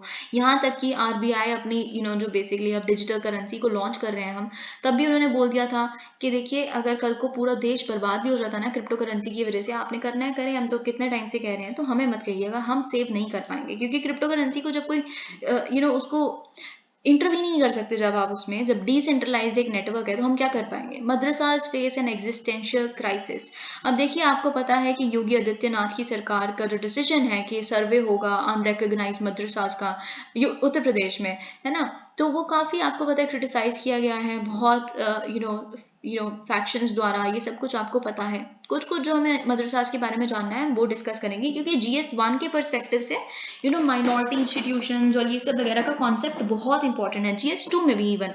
तो अगर कुछ इस तरह का डायरेक्ट भी क्वेश्चन आया है, थोड़ा सा आपको बैकग्राउंड इन्फॉर्मेशन होनी चाहिए, at least 1 or 2 point you should इस कंप्लीटली इससे रिलेटेड होने चाहिए आपके पास। ओके, गवर्नमेंट क्या कह रही है कि हम सर्वे क्यों करवा रहे हैं, क्योंकि हमें मदरसास को हेल्प करना है। हम चाहते हैं कि बेसिकली उनको हेल्प करें, उनके स्टूडेंट्स को अच्छी एजुकेशन प्रोवाइड करें, उनको नेशनलिस्ट बनाएं। अगर आपको पता होगा गवर्नमेंट ने बेसिकली बोला था कि पेट्रियोटिज्म का क्वेश्चन उठाया था मदरसास में, बोला कि आप बेसिकली नेशनल फ्लैग होइस्ट करेंगे इंडिपेंडेंस डे पे, फिर आप प्रोसीडिंग्स को रिकॉर्ड करें कि किस तरह से आपने होइस्ट किया, फिर आप उसको सबमिट करें लोकल मजिस्ट्रेट को कि आप नेशनलिस्ट हैं इस तरह से। Yet the fact remains unrecognised, irregular madrasas को डू। अब देखिए बात ये है कि ठीक है जो हो रहा है शायद गलत हो सकता है, गलत तरीका हो सकता है, नेशनलिज्म वगैरह ये सब कुछ हम कह सकते हैं कि इम्पोज किया जा रहा है। ऑफ कोर्स नेशनलिस्ट तो बाय डिफॉल्ट होना ही चाहिए सबको, बट जिस तम keep the politics aside. Okay, fact ये है कि इरेगुलर मदरसाज जो हैं उनको थोड़ी सी हेल्प तो चाहिए। ठीक है, क्यों? क्योंकि मोस्टली जो मदरसाज हैं उनके पास डायरेक्शन नहीं है कोई, मोस्टली वो लोग क्या करते हैं, इम्पार्ट कर रहे हैं एलिमेंट्री बिल्कुल बेसिक थियोलॉजिकल जो उनके रिलीजन रिलेटेड इंस्ट्रक्शंस हैं इस तरह की, क्योंकि जो वहाँ पे टीचर्स हैं वो भी सेमी एडुकेटेड हैं, वो भी प्रॉपरली एडुकेटेड नहीं है, कहीं तो 8th स्टैंडर्ड तक पढ़े हुए हैं खुद, ठीक है। तो अगर सेक्युलर एजुकेशन वहाँ पे, चलो रिलीजियस नहीं भी होती, अगर सेक्युलर एजुकेशन होती भी है तो वो पीसनल है, क्योंकि उनको खुद ही नहीं पता एक्चुअली कि बहुत हद तक क्या है, जो रिलीजन बेस्ड एजुकेशन नहीं है एग्जैक्टली, जो मेन स्ट्रीम एजुकेशन होती है वो क्या है, सीबीएसई एफिलिएटेड है ना। तो madrasas depend almost fully on community funding, ये कम्प्लीटली अपनी कम्युनिटी की फंडिंग पे डिपेंड करते हैं, ठीक है। लेकिन अब आपको पता है कम्युनिटी कब तक फंड करेगी आपको, इकोनॉमिक डाउनटर्न चल रहा है, डीमोनेटाइजेशन आया, पहले कैश को स्ट्रैप कर दिया पूरा, फिर उसके बाद कोविड-19 आ गया, तो फंडिंग तो बिल्कुल एकदम कम हो गई है, बहुत ज़्यादा। अगर हम नॉर्मल सर्कमस्टांसिस की बात करें, जिस एक इंस्टीट्यूशन जिसके पास फंड्स की कमी होती है, तो जब फंड ही नहीं होगा आपके पास, तो अगर आपके कोई प्लान भी है एक्सपेंशन करने के अपने एडुकेशन करिकुलम को या कुछ भी, तो आप कैसे करोगे, कुछ भी नहीं कर पाओगे। जो गिने चुने कोर्सेज आप चला रहे हो उसको भी कट डाउन करना पड़ेगा। Here it is become an existence. अब यहाँ पे तो एक स्टेप और है आगे, क्योंकि यहाँ पे तो आपकी एग्जिस्टेंस पे ही सवाल उठ गया है, क्योंकि आपकी एग्जिस्टेंस के साथ में जो tens of thousand of students आपके पास पढ़ रहे हैं वो कैसे आगे उनको आप कैसे मेंटेन कर पाएंगे। द डिविडलिंग कम्युनिटी स्पॉन्सरशिप, क्योंकि कम्युनिटी स्पॉन्सरशिप्स आ रही है तो खाना नहीं दे पा रहे ये अपने जो स्टूडेंट्स हैं वहाँ पे, ना उनको वार्म क्लोथ्स दे पा रहे हैं। अब देखिए, अगर आपको नहीं पता कि मदरसाज का प्राइम पर्पस वैसे तो एडुकेशन होता है, रिलीजियस एडुकेशन होता है, लेकिन बहुत जो लोग हैं अपने घर में से बच्चों को क्यों मदरसों में एडमिट करवाते हैं, क्योंकि उनको ऐसा लगता है एटलीस्ट उनके घर पे एक कम इंसान हो जाएगा जो खाना मांगने के लिए होगा, जो पुअर्स हैं बेसिकली, जो एडुकेशन अफोर्ड नहीं कर सकते। क्योंकि मदरसा क्या करती है, बहुत सारे बच्चों को फ्री बोर्डिंग और लॉजिंग जो प्रोवाइड करती है, कपड़े और रहने खाने का जो बंदोबस्त है, वो एक ब्लेसिंग की तरह आता है बहुत सारे पेरेंट्स के लिए। एडुकेशन अगर चलो खाना मिल रहा है, शेल्टर मिल रहा है, क्लोथ्स मिल रहे हैं, बहुत है, एडुकेशन मिल जाए तो बोनस हो जाता है वो पेरेंट्स के लिए जिन्होंने अपने बच्चों को वहाँ भेजा है, ठीक है। तो बेसिकली ये आप देख रहे हैं हंगरी और लिटरेसी, ये बहुत बड़ा इम्पैक्ट पड़ा है। Also 40% of the students in this madrasa, एक मदरसा की स्पेसिफिक एग्जाम्पल लिया था यहाँ पे। अब देखिए, बहुत सारे जो बच्चे थे वो कोविड-19 पैंडेमिक में वापस गए थे अपने घर पे मदरसों से, फिर वो वापस ही नहीं आए, है ना। तो फिर क्यों वापस नहीं आ पाए, क्योंकि बहुत सारे पेरेंट्स ने उनको एम्प्लॉय करवा दिया, खेतों में काम पे लगवा दिया, या फिर छोटी मोटी टी स्टॉल पे लगा दिया, चाय की टपरी पे, छोटे मोटे ढाबों पे लगा दिया, ठीक है। तो बेसिकली अगर किसी स्टूडेंट ने एक टाइम पे ड्रीम देखा होगा कि वो एक इस्लाम का स्कॉलर बनेगा, वो एक मीनियल वर्कर बन के रह गया, ठीक है। कोविड का इम्पैक्ट तो देखिए, हम कल भी देखा था, परसों भी मैंने आपको ये चीज़ बोली थी, एक था प्री कोविड वर्ल्ड, एक है पोस्ट कोविड वर्ल्ड, और सच में एक वाटर शेड मोमेंट है, ठीक है। मोस्ट मदरसा स्टेट शट। अब देखिए, एक और पॉइंट जो मुझे आपको यहाँ पे बताना है, बात ये है कि पैंडेमिक के टाइम पे 18 महीने तक मदरसास थे वो शट रहे। वैसे ही बहुत बड़ी बात नहीं है, क्योंकि सारे स्कूल्स बंद रहे थे, तो इतनी बड़ी बात क्या है। बड़ी बात इसलिए है क्योंकि सब स्कूल्स ने डिजिटली ऑनलाइन एडुकेशन चली थी, लेकिन मदरसों की कोई ऑनलाइन एडुकेशन नहीं चल रही, तो बिल्कुल कट ऑफ हो गए एकदम आप एडुकेशन से, ठीक है। और साथ ही में स्मार्टफोन्स नहीं है जो बच्चे आपके पास पढ़ रहे हैं, जो खाने और क्लोथ्स के लिए कम्प्लीटली आप पे निर्भर है, उनके पास स्मार्टफोन कहाँ से होंगे, स्मार्टफोन्स कहाँ से होंगे। तो ये एक बहुत बड़ा फैक्टर है। Helicopter incidents accidents in October point to a broader concern. तो देखिए, बात क्या है जो मुझे आपको यहाँ पे बताना है।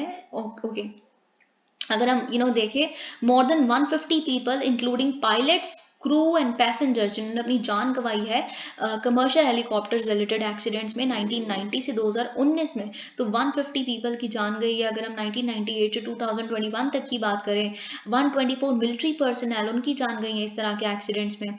ओके, कुछ कुछ स्टैट्स हैं जो आपको पता होने चाहिए।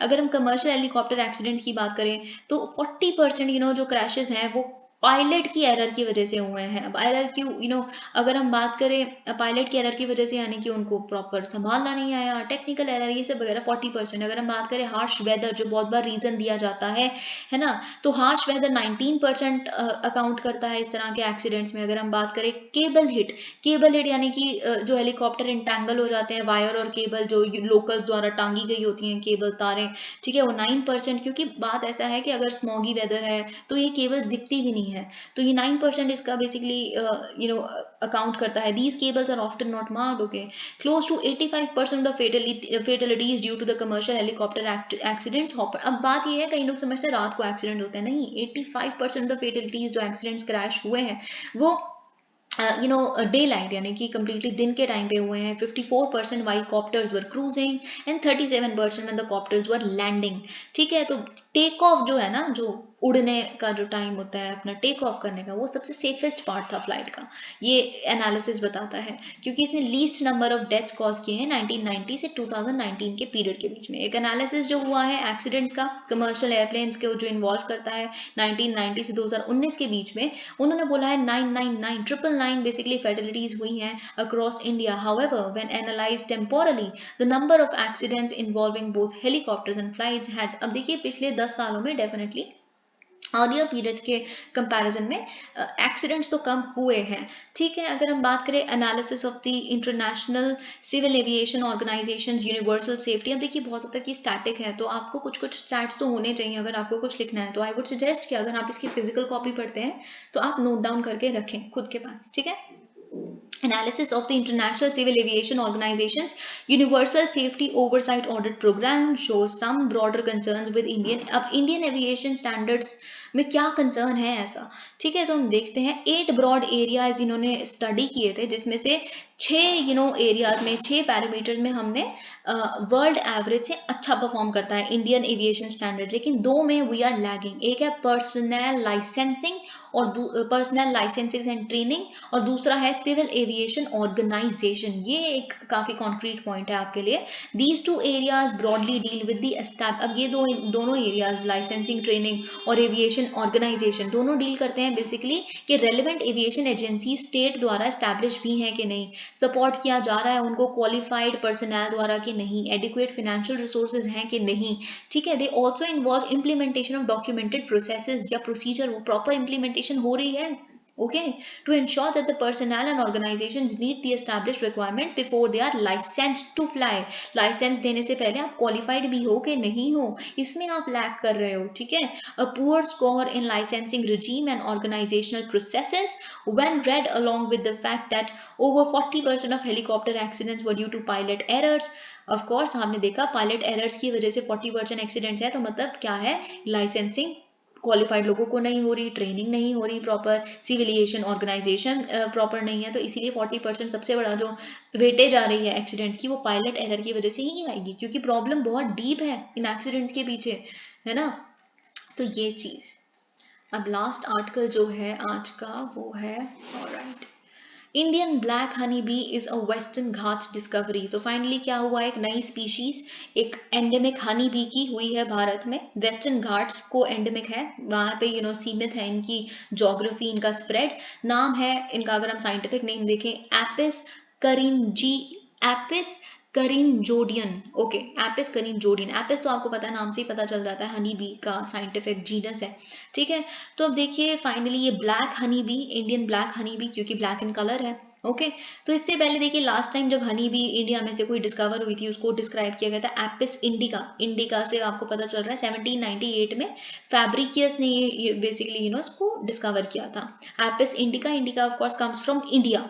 ठीक है, तो ये चीज़ अगर हम बात करें एपिक्स इस स्पीशीज की, बेसिकली इसकी रेंज क्या है, central western Ghats, Nilgiris, southern western Ghats covering the states of Goa, Karnataka, Kerala and Tamil Nadu. Thank you so much. Please like the video.